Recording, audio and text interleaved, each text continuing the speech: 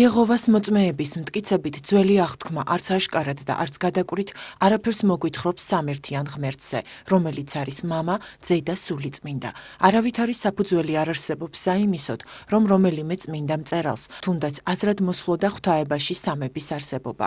ღმერთი არის ერთი. იდეა, რომ მასში უნდა იყოს სამერთიანობა, უკიდურესად უსაფუძვლოა. სამების წარმოშობა მთლიანად წარმართულია. ის კერპთაყვანისმცემელი რელიგიიდან ნასესხები და ქრისტიანულ რწმენას დაყრდნობილი დამახინჯებაა. ღვთისადმი თაყვანისცემა ისე, როგორც მას სურს, სამების დოგმატის უარყოფას ნიშნავს. ის ეწინააღმდეგება იმას, რომ ყველა წინასწარმეტყველს, იესოს, მის მოციქულებსა და ადრინდელ ქრისტიანებს სწამდათ და რასაც ისინი ასწავლიდნენ, ეწინააღმდეგება იმას, რასაც ღმერთი თავის ინსპირირებულ სიტყვაში საკუთარი თავის შესახებ ამბობს. მას უნდა გვწამდეს სამება. ძველ აღთქმის პერიოდში სამების განცხადება პირდაპირ არ ხდებოდა, თუმცა ამის შესახებ შეფარვით ითქმებოდა და ეს პირველ წიგნშივე დაბადებაში და სამყაროს შექმნაში ამოსი ასე წერს, რომ როდესაც ქმნის ადამიანს, ასეთ რამეს ამბობს, რომ ქმნეთ კაცი ხატათა მსგავსად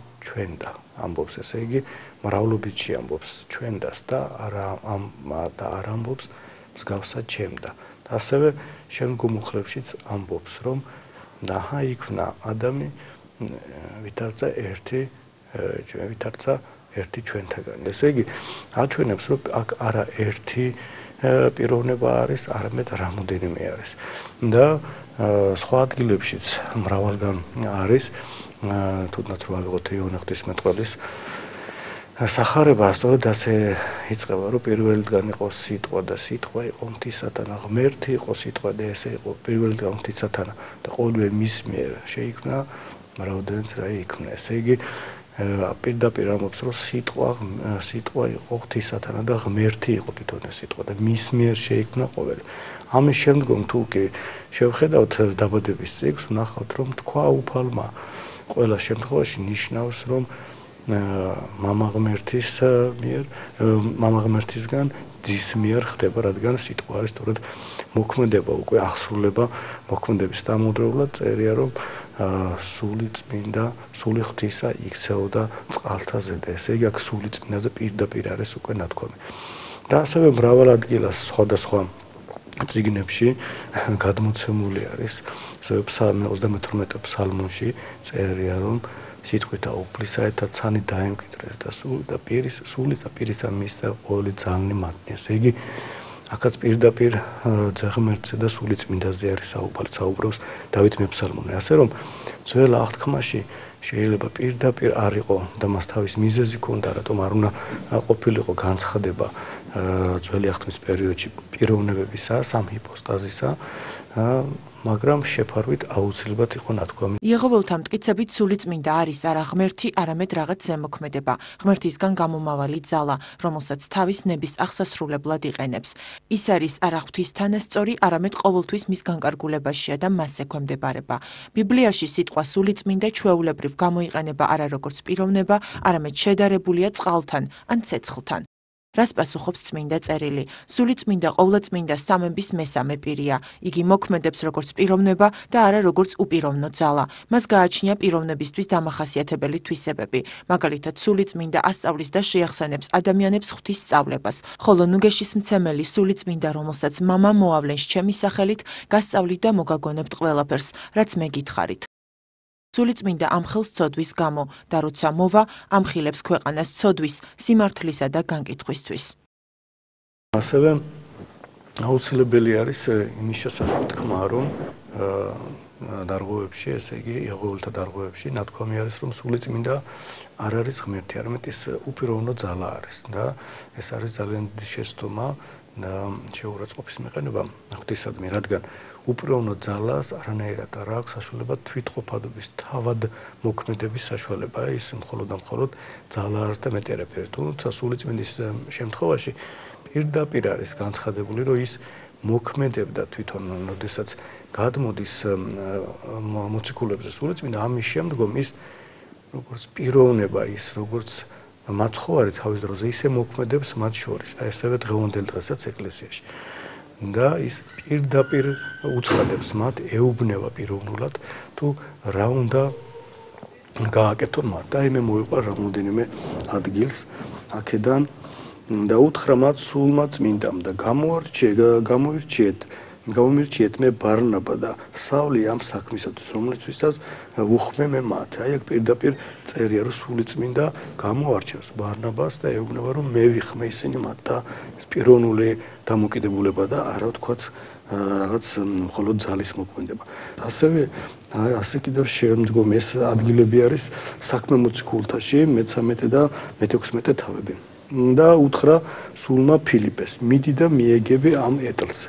ესეც საქმეს მერვე თავი არის. აი პირდაპირ არის ნაჩვენები, რომ სული წმინდა პირდაპირ საუბრობს მათთან, პიროვნებებთან და ის მოქმედებს დღევანდელ დღეს, როგორც თქვით, როგორც მაცხოვარი მოქმედებდა მისი მოქმედების ჯამს. აი ასევე ძველი აღთქმიდან იობის წიგნიდან ვნახოთ და ის ერთადერთია, ვინ გადაათქმევინებს, რასაც მოისურვებს მისი სული, იმას გააკეთებს. აი აქაც პირდაპირ არის ნათქვამი მის ნებიდან გამომდინარე. ასევე მათეს სახარების 22 მუხლის, 22 თავის მე-19 მუხლში. პირდაპირ არის ნათქვამი, როდესაც ნათლობას ეხება, რომ მოციქულებს მოუწოდებს და ეტყვის, რომ წარვედი და მოიმოწაფენ ტყუილნი წარმართნი და ნათელსცემდით მათ სახელთა მამისათა და ძისათა და სულისა წმინდისათა. ესე იგი სამივე დააყენა ერთ მდგომარეობაში. ესე იგი სამივე არის თანასწორი, სამივე არის ღმერთი, სამივე არის მოქმედი პირი.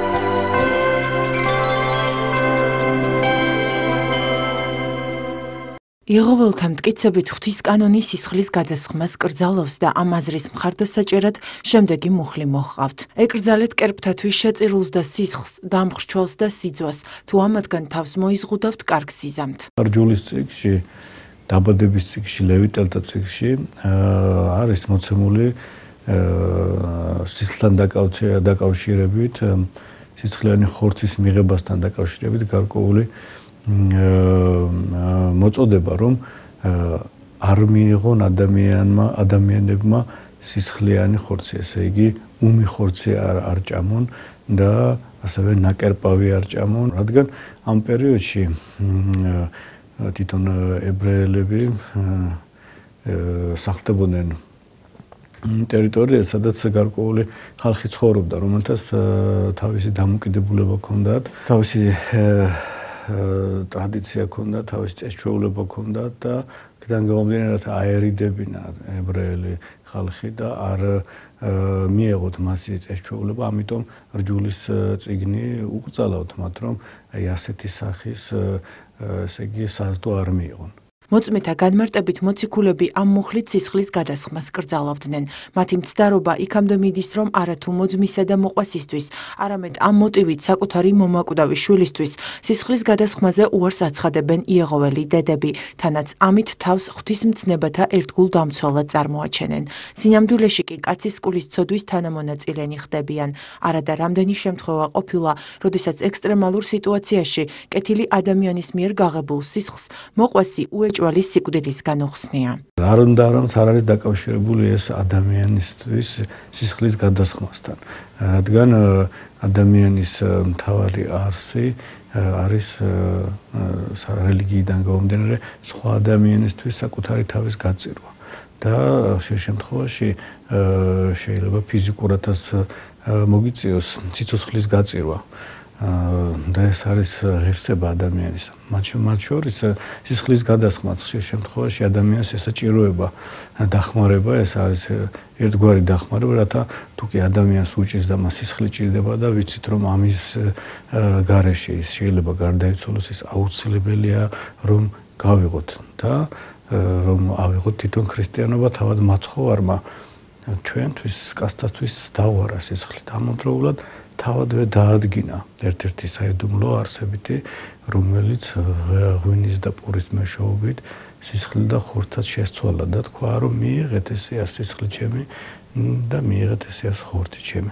ეს არ არის მარტო სიმბოლური, არამედ არსებითი, საიდუმლოებითი დადგინება არის, თუმცა და ამის მეშვეობით ადამიანის ცხოვრება ხდება რელიგიურად და ქრისტიანულად არანაირად არ შეიძლება ადამიანს უყურო და როგორ კვდება ის და ამ დროს შეგიძლია შენ დაეხმარო სულ მცირედი სისხლის გაღებით რათა ადამიანი სიცოცხლე აჩუქო და მისცემას საშუალება ისევ სრულყოფისკენ რათა სხონდეს ადამიანი და ამ დროს არ გააკეთოს, არ გაიღოს არანაირად არ არის ქრისტიანული, არანაირად არ არის რელიგიური, არანაირად არ არის კასტმოყვარეობითი მოქმედება.